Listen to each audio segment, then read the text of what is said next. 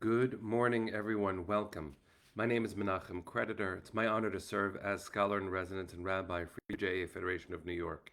We bring you Torah and music, blessing, and community every weekday.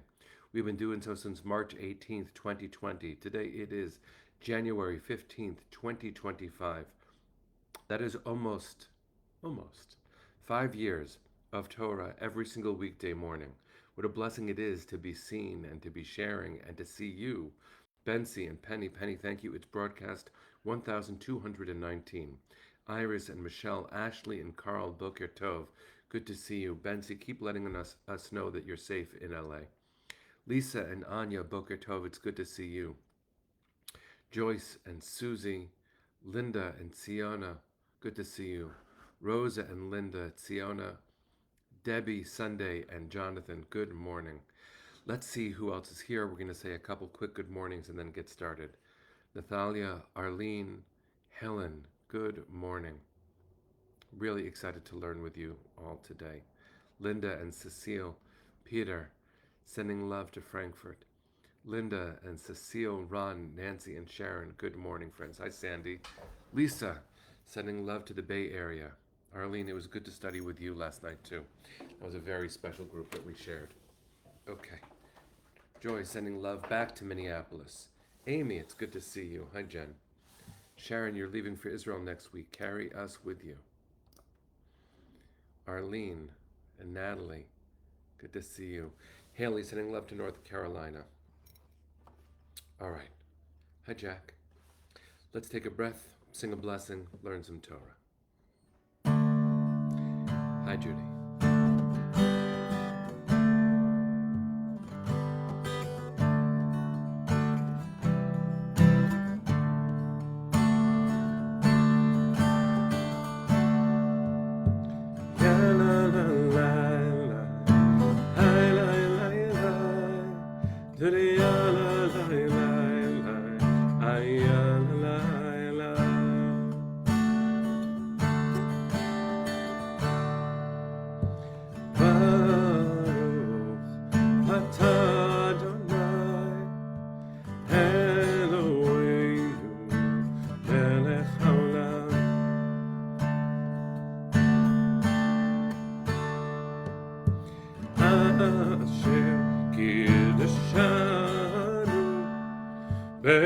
במצוותיו וציוונו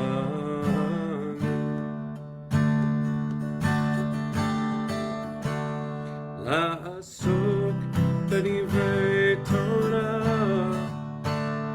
לעסוק בדברי תורה,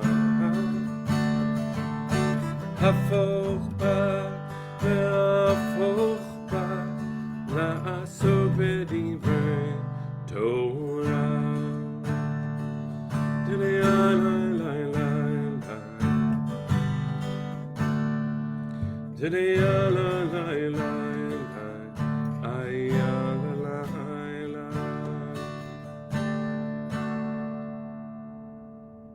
Good morning, everybody. It's good to see all of you. Let's get right to it. And by let's get right to it, I actually don't mean the Parsha. I mean that any moment now, please God, there should be the final signing of a deal to release in 3 stages our beloveds. I keep on looking for the headline to flash across my screen. I know people in Israel and across the world are clutching, friends, clutching these dog tags that we've been wearing. So say with me, just as we did yesterday, before we learn the Parsha, the most important tefillah we can offer right now, which is bring them home now. There's so much happening in the world. Our broken hearts are also in Los Angeles, where countless people have lost their homes and so many are in danger. Our planet itself is burning. There is so much that calls our attention, and we should make sure to build our heart strong enough to pay attention to it all. We can't only look at one part of the world or even at our own family and say that we are exemplifying the image of God in which we were created. It's not enough, except it's everything right now. And so Please, friends, daven with me. Whatever you believe. The word daven can mean pray, but it also means an act of deep internal devotion. Please, please, please bring them home now. As I said yesterday, Parshat Shemot, the Torah portion that we're in right now, feels so connected to this moment. Shemot is, of course, the story of the Exodus, the story of liberation, and it is complicated.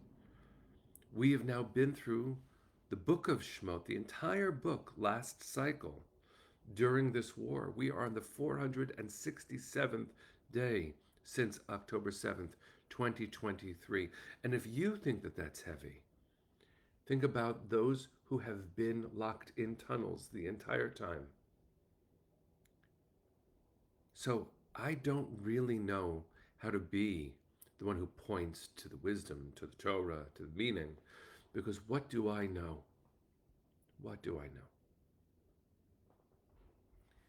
Let's look at the Parsha. Let's be humble as we do so, but let us also be strident in our prayers. Bring them home now. Let's talk about Moshe. Moshe Rabbeinu, Moses, our teacher. He's an unbelievable character, literally unbelievable. He's human and eventually more than human, it seems, so much so that in his encounters with God, a veil covers his face because the light shoots out and it's too much for those around him. The intensity of his relationship with God makes him unendurable.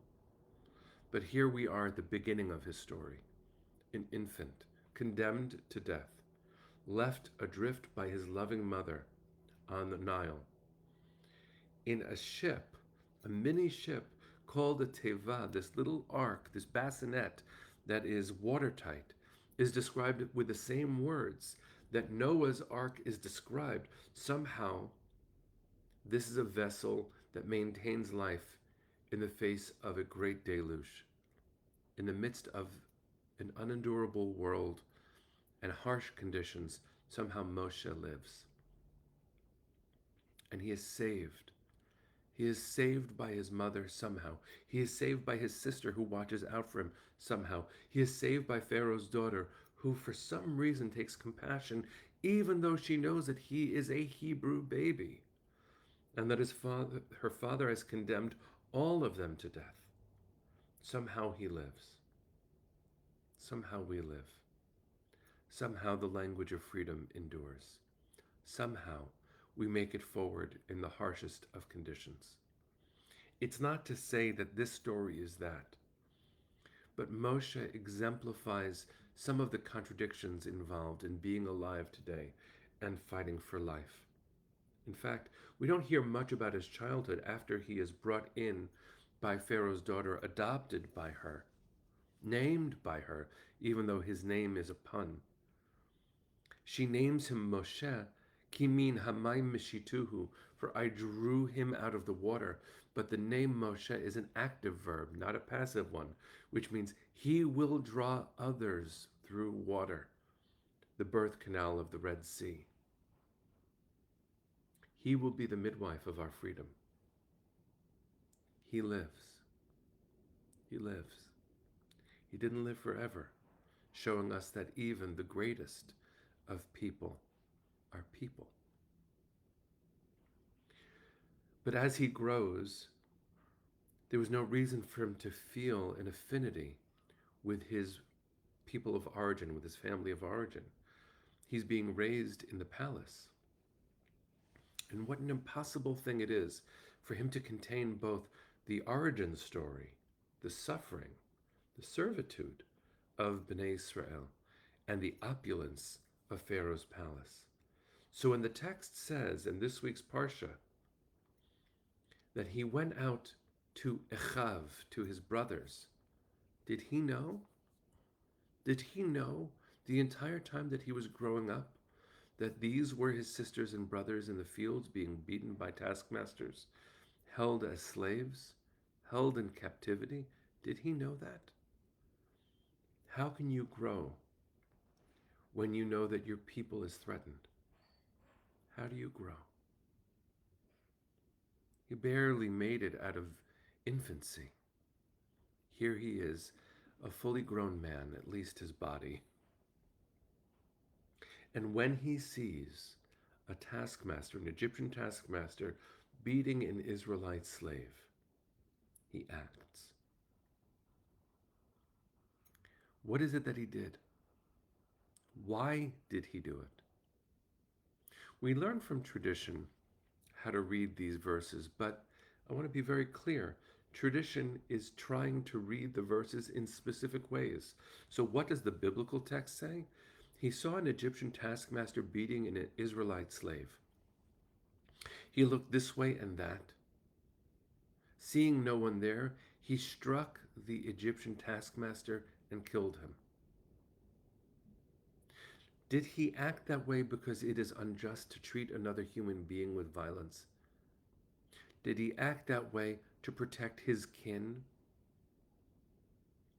The rabbis actually have a hard time with what he did because reconciling Moshe Rabbeinu, Moshe, our teacher, the conduit for God's words and intention and love, how could he have perpetrated violence? So there's a disagreement in tradition. What did he do? One opinion is that he he beat the Egyptian taskmaster with his hand, with his fist.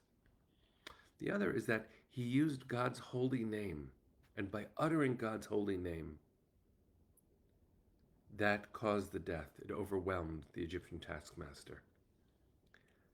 I don't really have an answer or a way of reconciling these two things, but I do want to bring up attention and leave us with it as we pray for the safety and freedom of our sisters and brothers yet again, thousands of years later, not in the time of the Torah and not in the time of the ancient rabbis, but Bayamim Ahem Bazman Hazeh, then, now.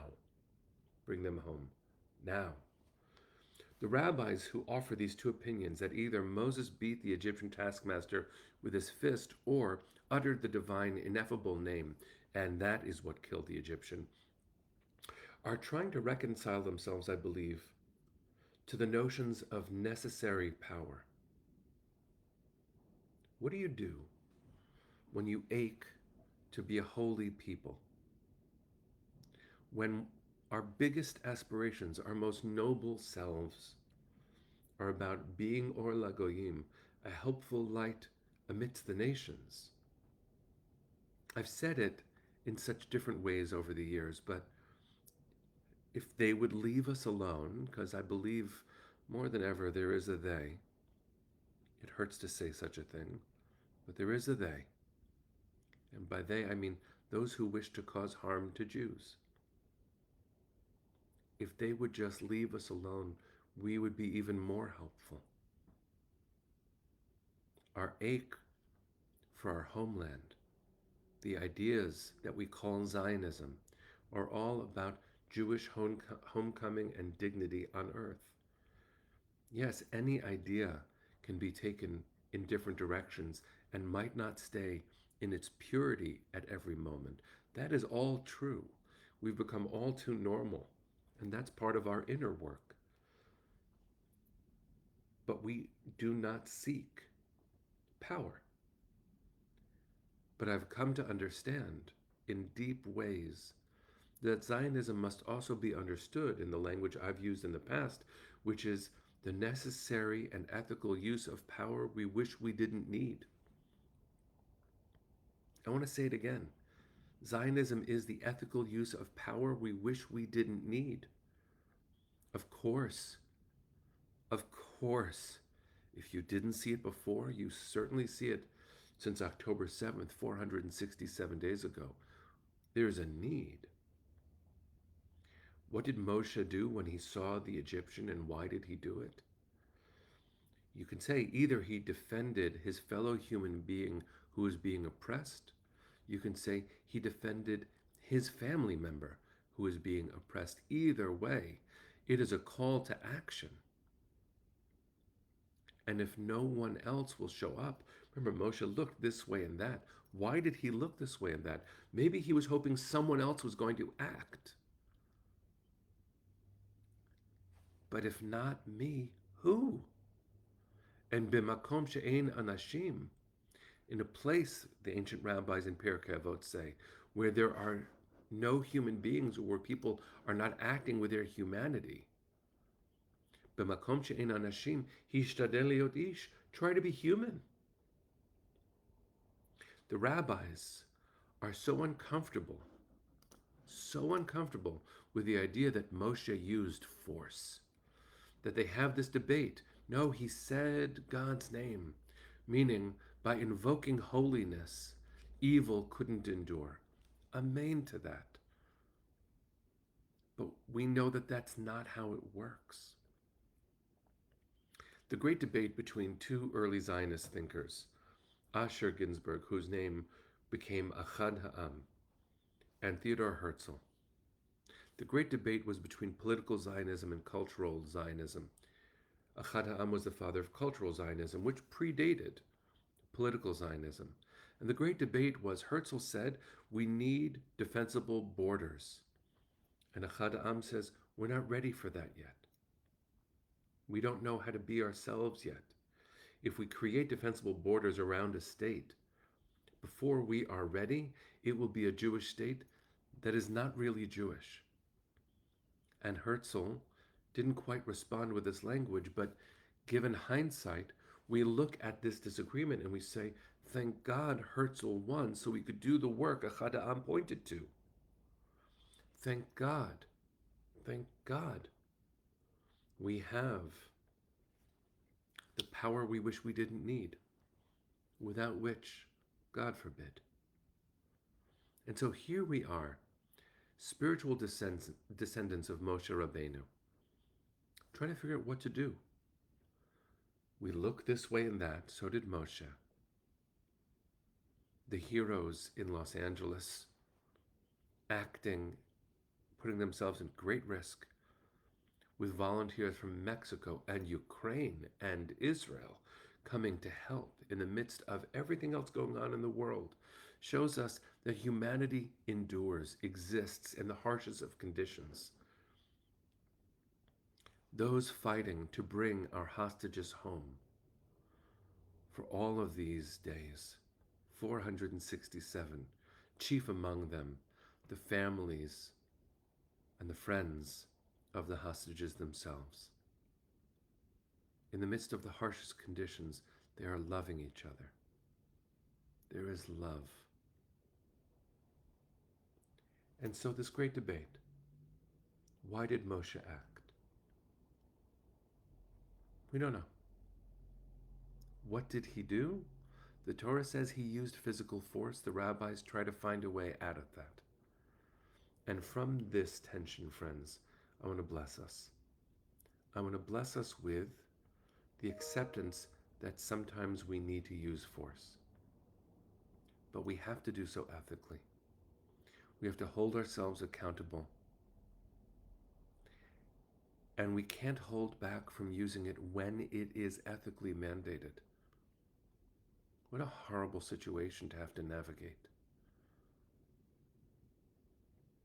And most of all, may the day come soon.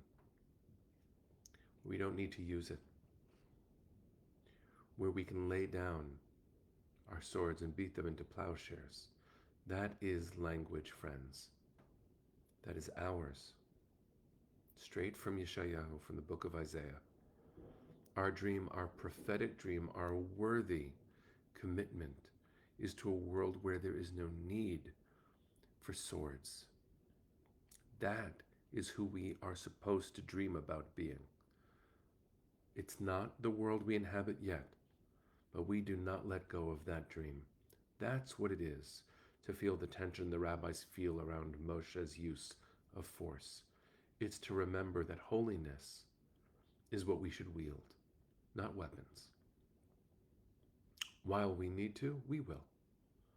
But we should always aspire to better, to a world that doesn't make it so necessary. Please God, bring our hostages home. I say God because I am not sure about the humanity that has brought them into bondage in the first place. Please, God, bring them home now. Friends, wherever you are and however you pray, just take a moment before we sing Hatikva. Pray with me. Pray with me. Take a moment, your way.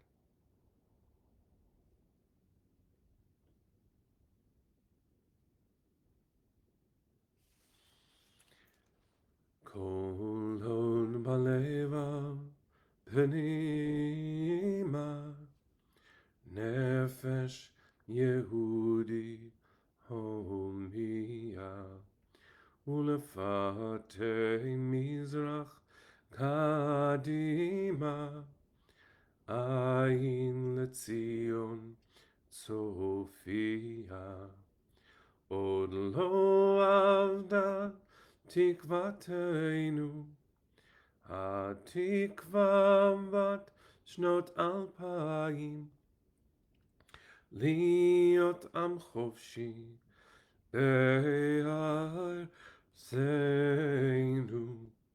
ארץ ציון וירושלים, להיות עם חופשי בארצנו, ארץ ציון וירושלים. Bring them home now. Am Yisrael Chai. See you tomorrow, friends. Take care.